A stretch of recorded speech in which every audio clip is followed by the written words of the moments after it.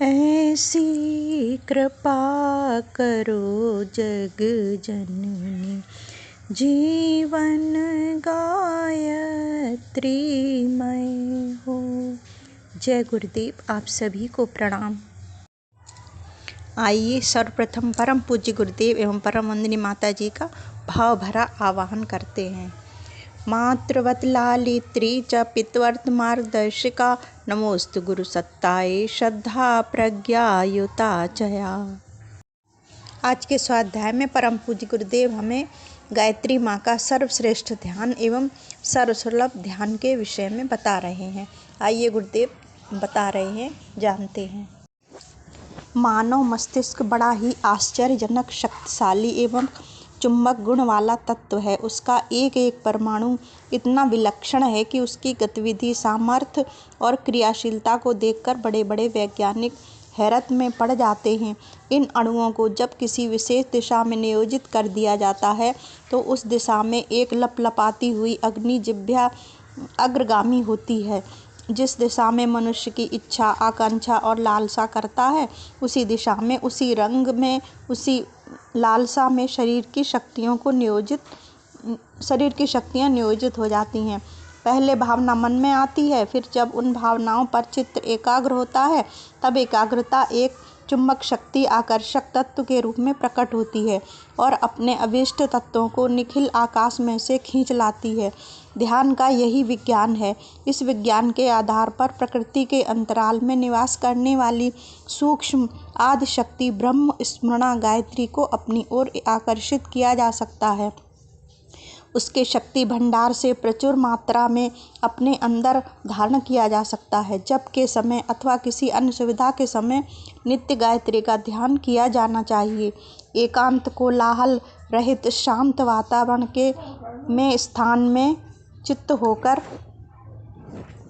ध्यान के लिए बैठना चाहिए। शरीर शिथिल रहे।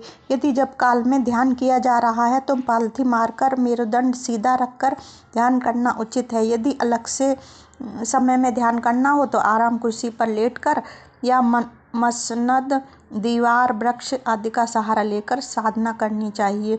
शरीर बिल्कुल शिथिल कर दिया जाए, इतना शिथिल मानो देह निर्जीव हो गई हो। इस स्थिति में नेत्र बंद करके दोनों हाथों को गोदी में रखकर ऐसा ध्यान करना चाहिए कि इस संसार में सर्वत्र नीला आकाश है, उसमें कहीं कोई वस्तु नहीं है।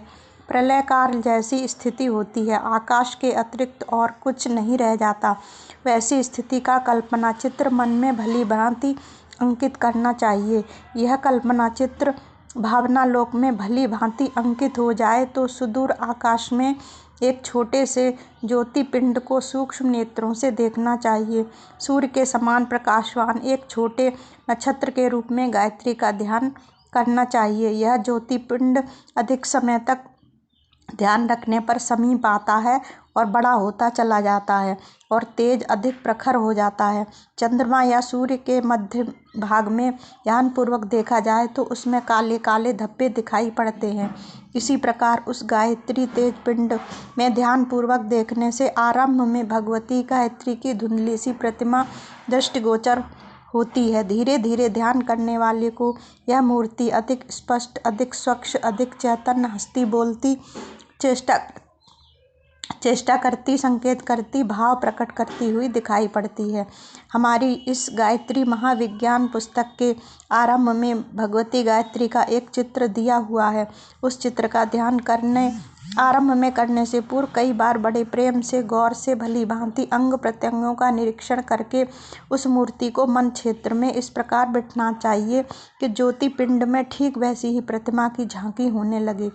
थोड़े दिनों में यह तेजोमय मंडल से आवेष्टित भगवती गायत्री की छवि अत्यंत सुंदर, अत्यंत हृदयग्राही रूप में ध्यान अवस्था में दृष्टिगोचर होने लगती है। जैसे जैसे सूर्य की किरणें धूप में बैठे हुए मनुष्य के ऊपर पड़ती हैं और वह किरणों की उष्णता को प्रत्यक्ष अनुभव करता है, वैसे ही यह ज्योतिपिंड जब समीप आने लगता है तो ऐसा अनुभव होता है मानो कोई दिव्य प्रकाश अपने मस्तिष्क में, अंतःकरण और शरीर में रोम रोम में प्रवेश करके उस पर अपना अधिकार जमा रहा है। जैसे अग्नि में पड़ने से लोहा भी धीरे धीरे गर्म और लाल लाल रंग का अग्निवर्ण हो जाता है, वैसे ही जब गायत्री माता के तेज को ध्यान अवस्था में साधक अपने अंदर धारण करता है तो वह सच्चिदानंद स्वरूप ऋषि कल्प होकर ब्रह्म तेज से झिलमिलाने लगता है। उसे अपना संपूर्ण शरीर तृप्त स्वर्ण की भांति रक्त वर्ण अनुभव होता है और अंतःकरण में एक अलौकिक दिव्य रूप का प्रकाश सूर्य के समान प्रकाशित हुआ दिखता है। इस तेज संस्थान में आत्मा के ऊपर चढ़े हुए अपने कलुष कषाय जलकर भस्म हो जाते हैं और साधक अपने को ब्रह्म स्वरूप निर्मल, निर्भय, निष्पाप, निरासक्त अनुभव करता है। इसी के साथ अपनी वाणी को विराम देते हैं। जो भी आज के स्वाध्याय में आपको अच्छा लगा हो उसके लिए गुरुदेव का प्रसाद समझकर ग्रहण करें और गलतियों के लिए मुझे क्षमा करें। आप सभी को बहुत बहुत आभार। पुनः पुनः प्रणाम।